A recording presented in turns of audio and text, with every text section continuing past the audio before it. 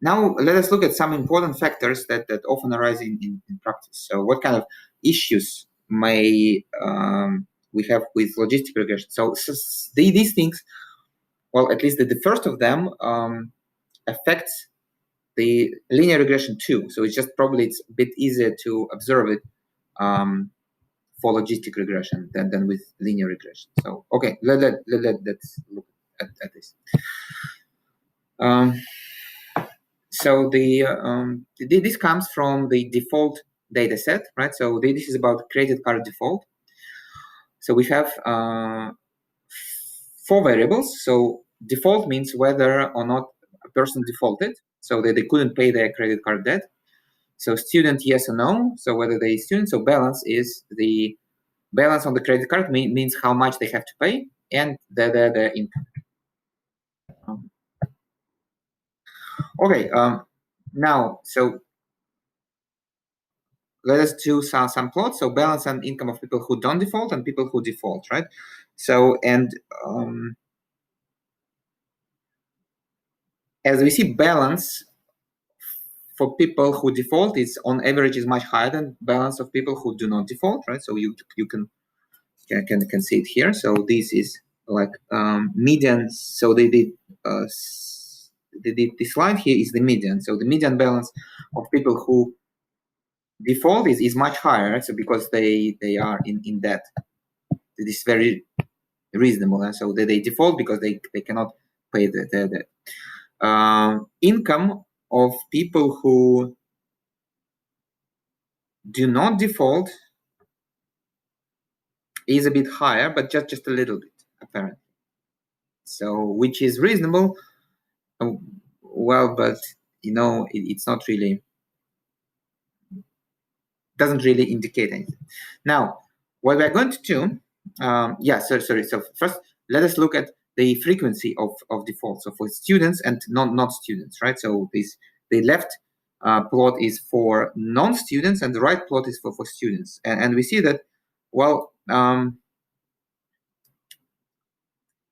both students and not students are less likely not to default than not to default. So the default is actually is a very rare event in both cases, but students are more likely to default in some sense, right? So because the count of default cases, so here is just like a little bit less than here, but the number of total student cases is much less than the number of non-student cases.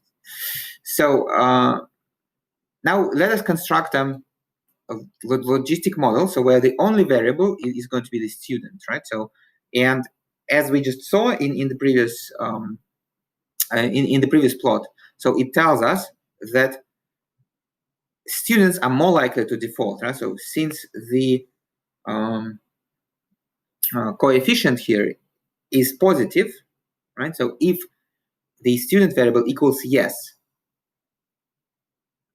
then the coefficient here is positive, and it is statistically significant. So it means that we're absolutely sure that students are more likely to default. So they default more often than non-students.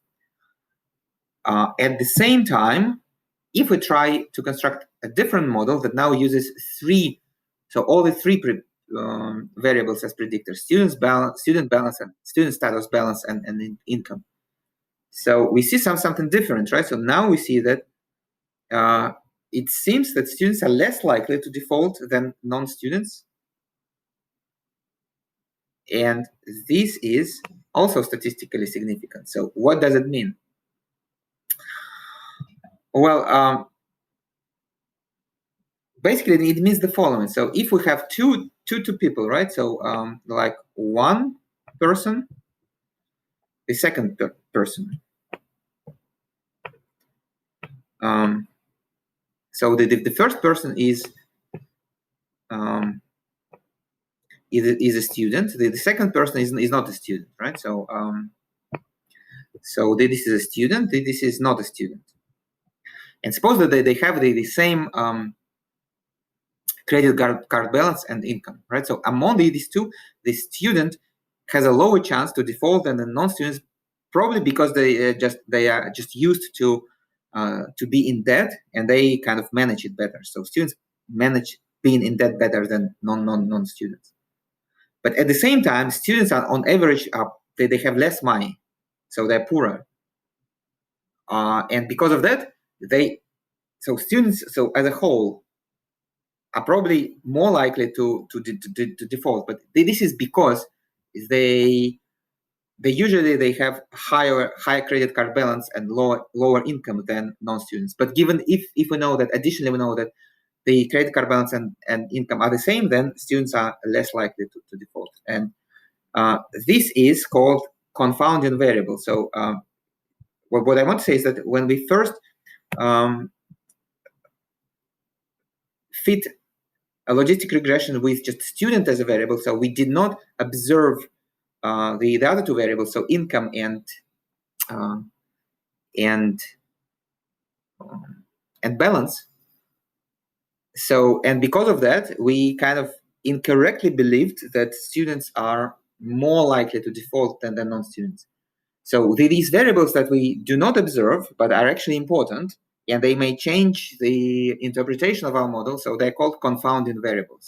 So, and in practice, it's like one of the biggest problems with statistical modeling is to deal with confounding variables, is to correctly interpret statistical models, taking into account all possible confounding variables. Okay, so this is a little quiz for you now.